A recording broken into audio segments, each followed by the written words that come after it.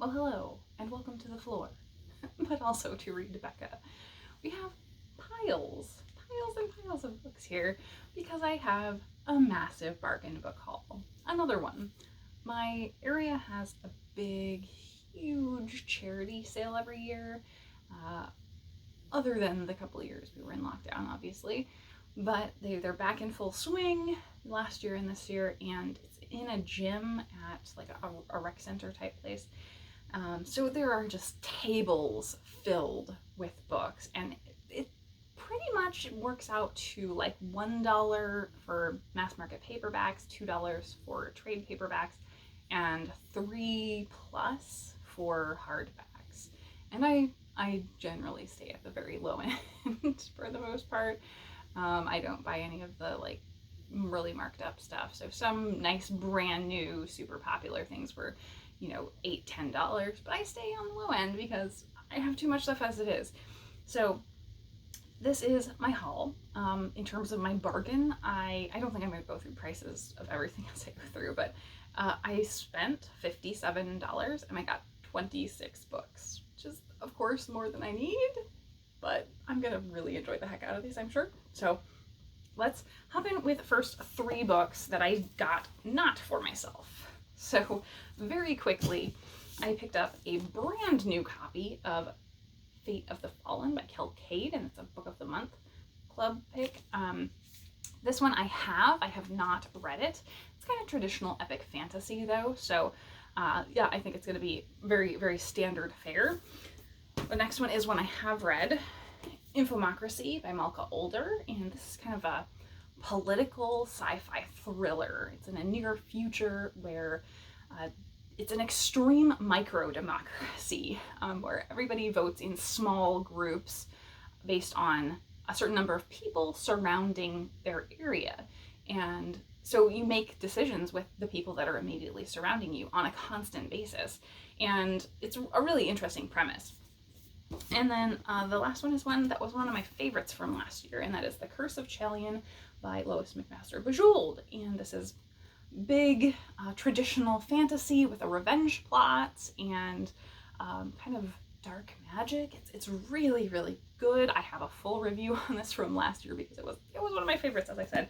So those 3 are actually ones I got because they're in perfect condition. These are all brand new, it seems.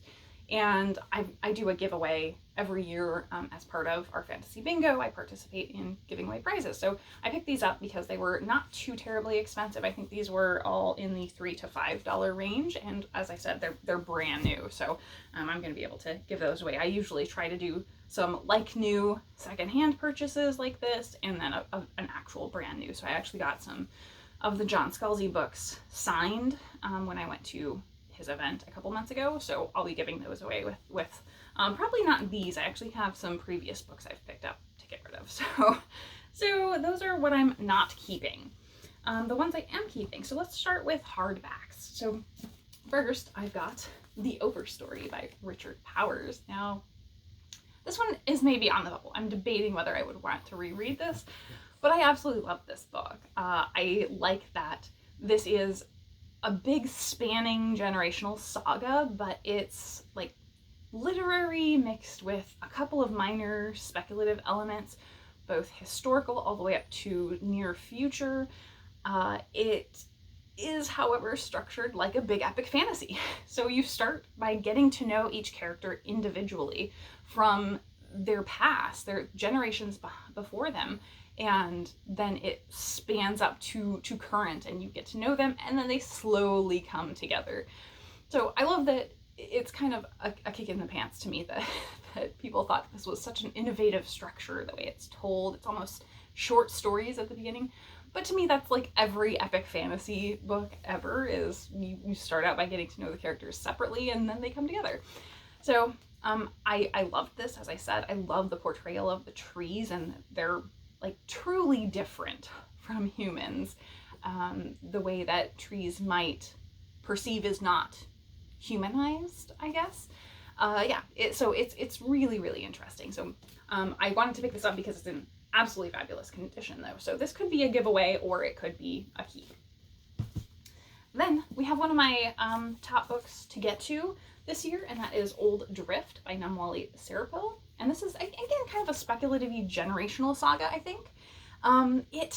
It is featuring families around the Zambezi River in Africa, I think, and also has part of the telling from the perspective of a chorus of mosquitoes. So that sounds like a really interesting element. It's also very chunky. I think this one's over 500 pages, so I'm very happy to have this because, as I said, I think this one is on my TBR list for this year. So I was planning to get it from the library, but now I don't have to. Then we have one that I don't think I've heard anybody talk about. This is Flight Behavior by Barbara Kingsolver. I know we've got a couple of really big fans of Kingsolver on BookTube, and they've really pushed me to pick this up. Or not this specific book, but anything by Kingsolver. So I saw this one for $2 for this hardback, and I had to grab it. Another BookTube made me do it, and another $2. So this lovely copy of Coming Home by Rosamund Pilcher was obviously Gina Stanier's fault. So she has really pushed me toward the more cozy, calm reads, and I'm hoping this will be one of those. It's a big, chunky one, and as I said, for only $2, this was in like fabulous condition. And Cinnamon, my assistant, is helping. You're gonna say hi? Say hi to the folks on the camera. Hey, buddy. All right, so next let's go to my stack of trad paperbacks. So the first one is actually Persephone. I was very happy to find this. This is It's Hard to Be Hip Over 30 by Judith Viorst. And that's a name that I know, but have never read from. I know, very, very well held name. And obviously these Persephones are always kind of bringing back a classic. So I think this was just more recently reprinted, but it's originally from the 1960s, and this is a poetry collection. So I think it's going to be kind of quirky based on the title, and I'm really looking forward to getting into it. This does also have, so the Persephones all have like a French flap type cover, or almost a dust jacket, and beautiful end papers, really gorgeous. Next I have a Tor novella, and that is Sorcerer of the Wild Deeps by Kai Ashanti Wilson. I have read the other novella in this universe. They're like companion novellas. I think it's A Taste of Honey. And I really enjoyed the writing and kind of the world building and characterization, but I didn't actually love the story of that one. So I'm really intrigued to see this one. I think this was actually the first to come out. So yeah, I don't know anything about what the story is for this one. I just picked it up based on the merit of the author. And they're really unique. I think both of them involve gay relationships with men of color and kind of traditional fantasy worlds, but not epic plots. So really intriguing stories here. And then I have, I think, an essay, I think. This is Henry David Thoreau's Civil Disobedience. And it's just a short little pamphlet, but I loved reading what it said on the back. It's got a quote from this. I think that we should be men first and subjects afterward. It is not desirable to cultivate a respect for the law so much as for the right. The only obligation which I have a right to assume is to do at any time what I think right. So I think it's going to be an interesting read that I, may or may not agree with, but I think the topic of civil disobedience is an intriguing one right now for sure. And then sort of random pickup, I've never read Allie Smith. So this is Allie Smith's The Accidental. I don't typically see Allie Smith's stuff there at these type of sales because she's very popular. But I was happy to see this. I have wanted to read her Seasons Quartet, and I know the recent short story collection has come out, and I keep wanting to get into Allie Smith and try out her writing to see if it works for me. And so this will be a chance to do that. I don't know what this is about at all. I just completely picked it up on the name. And then a absolutely beautiful copy of Passing by Nella Larson. I don't think I really need to tell anybody what this one is about either. This has been all over BookTube, and it's just a short little novella. This is the gorgeous Penguin edition. So happy to have that one because I have not read that yet. Another BookTube made me do it is Olive Kitterage by Elizabeth Strout. And this one I think was on, well, definitely this was on the recommendation of Freddie from Sluggish Reader. So number one, I never would have even thought to pick this up because it seemed more like chick lit, and I just didn't have any idea of it being interesting. And then Freddie definitely sold it to me in terms of being this kind of quirky older woman and her relationships with people. So I think it's going to be a really fun read. So I'm looking forward to trying that out. This is unfortunately the movie cover, which I didn't even know there was a movie out, but apparently there is. And they had multiple other copies, but they were really beaten up, which is usually a good sign. That means people like the book. So yeah, this one was in very good condition, so I'm happy to have that one. Then we have Pilgrims Progress by John Bunyan. So this one is going to be an interesting one because it's an annotated or a special edition that has notes. So you can see it's got illustrations and then notes along the side. So I did see a couple of different editions that were maybe in better condition than this one, but this one has the notes and I really wanted it. I've been pondering rereading this because this was one that was kind of on constant rotation through my childhood, being read to me before I could read and me reading it. And so I'm very intrigued to see if I can actually read it and separate myself from that previous experience. I don't actually remember that much of it, despite having it read so much. So we will see. I do remember kind of major story beats, but I don't remember the details. So I think having the notes and everything is going to be very helpful and interesting to come at it from my lens now versus kind of what I was being told as a kid. So that's a different one I want to get to. And then a little bit late perhaps, but perfect timing for everybody to see this. Persuasion from Jane Austen. So everybody's reading this right now. This is a very nice copy. I like the print. It's a little bit warped, but I think I just need to get it on a shelf and loosen it up a little bit. Yeah, I have read this before, I'm quite sure, but I haven't read any Austen in a couple decades, I believe. And I don't own any of it. So I'm happy to have a good reading copy to try and read again. Maybe for next year, for Jane Austen July. And then another maybe essay is A Room of One's Own by Virginia Woolf. I've never read this. It's kind of a feminist essay, I believe, on the space women need to work. And it just sounds very interesting. I know everybody loves it. And I really like this cover. I don't know if this is like 50s or 60s. Seems like it. But this is such a lovely bright blue cover. And then one I know nothing about. This is a short story collection. This is Half an Inch of Water by Percival Everett. Percival Everett has been going around, I think specifically I would say Mark Nash and Brian from Bookish. And I think Fraser Simons has talked about the recent book, The Trees, that really, really gripped me and made me want to pick that up.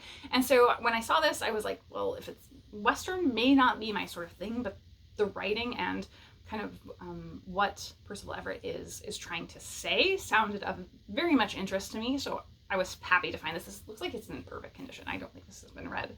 So for just $2, well worth it.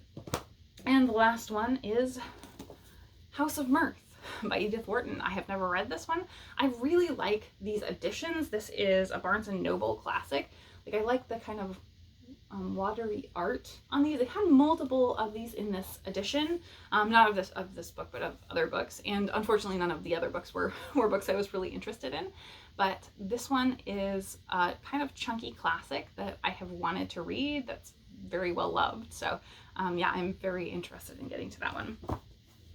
And my mass market paperbacks, very quickly, because I don't know what most of these are about. Fuzzy Bones by William Tunning? I have no idea what this is going to be about. I have read Fuzzy Nation, which is by John Scalzi, and Little Fuzzy, which is by H. Beam Piper, which is the original book. So this is I think, third or fourth book from a different author, following Little Fuzzy in the same kind of universe. And it's a very entertaining, really kind of comedic sci-fi legal thriller, Little Fuzzy and Fuzzy Nation are. So John Scalzi basically rewrote the book as Fuzzy Nation, and it's very similar. It's almost the same. It's literally the same story, same kind of major beats. So both of them were hilarious. Both of them were very relevant and kind of anti-corporate, I would say. So I enjoyed that so much, and I have picked up some other H.B. and Piper at these kind of sales. So this one is going to be intriguing to see yet another author setting in this world. So that's why I picked that one up. Then I have the Chronicles of Narnia book number 2, The Lion, the Witch, and the Wardrobe. I don't really have any intention to reread this, but this is in really good condition, and it's one of the classic editions. So I just picked up The Magician's Nephew, so I'm very happy to have another one of those books because I would love to have a collection of all of them. And then another classic from an author I picked up at my last haul is Ray Bradbury's Illustrated Man. So I don't really know too much about this other than like it's one of the big names in SFF. This one I think is about this man who is kind of tattooed, has these pictures covering his body, and they all tell a story. So it's almost going to be interconnected stories, I believe, but I don't really know. So it's one that I've been interested in picking up, and usually the copies are just way too beat up to even try and read. So this one's in decent condition. It's readable at least. And then I have a third book in the series, book 3 in the Celtic Crusades from Stephen R. Lougheed, and I really enjoy his writing. He's a Christian historical fiction and historical fantasy author. I think this one is historical fiction mostly with a minor speculative element, but I'm not sure. I have not actually read any of the books in this series. I have the second book because I just grab anything from Stephen Lougheed's back catalog when I see it in good condition.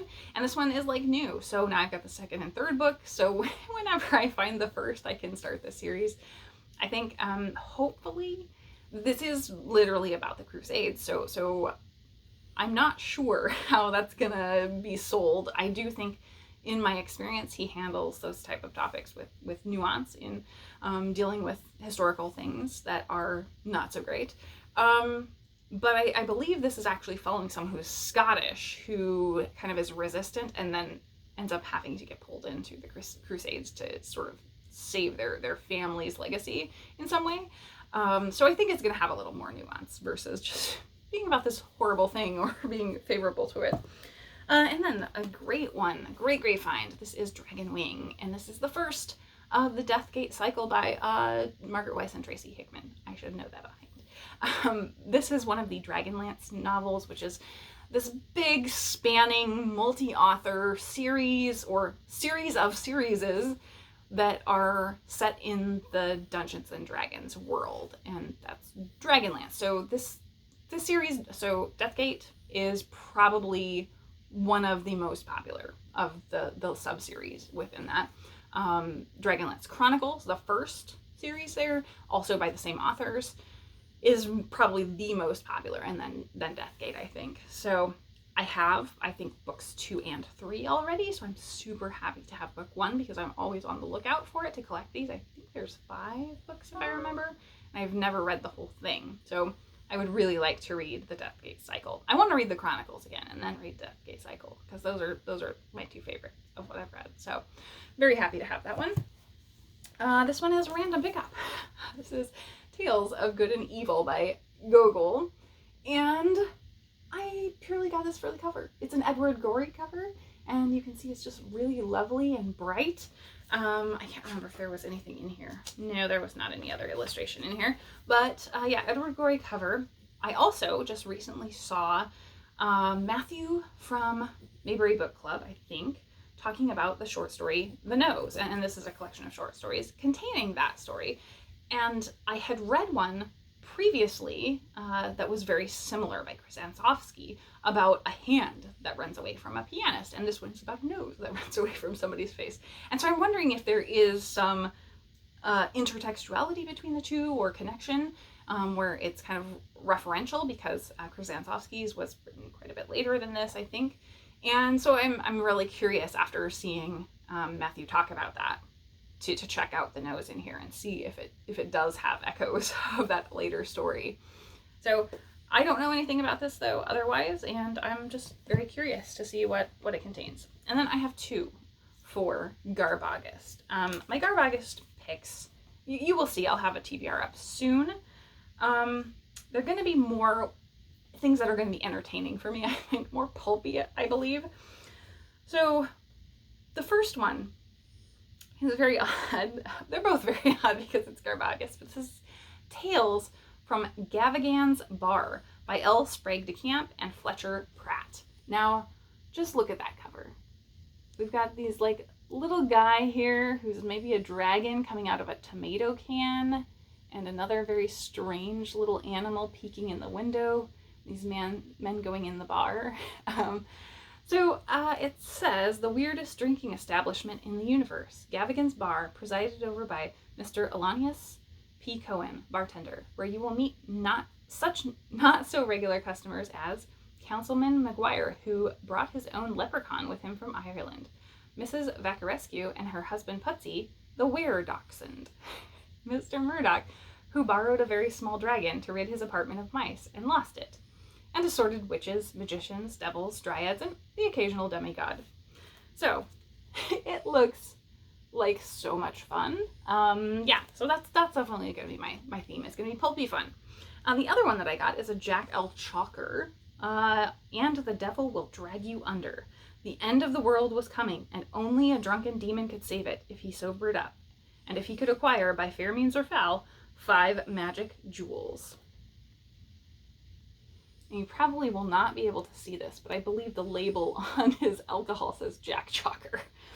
So the back of this one says, Asmodeus Mogart was not a bad fellow, as demons go. Having gotten in trouble back in the home office, he had been assigned to duty on Earth. There he toiled, doing the kinds of things demons do, and turning into something of a drunk. Then a rogue asteroid threatened to crash into Earth and destroy all life on the planet, demons included. There had to be a better way.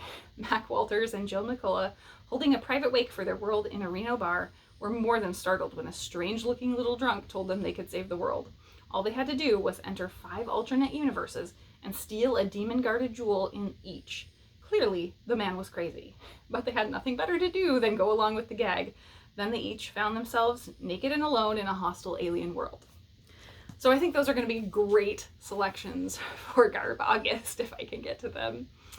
And that is the haul. I'm not going to hold up books because there's way too many. So thanks so much for watching. What do you think I should get to soon?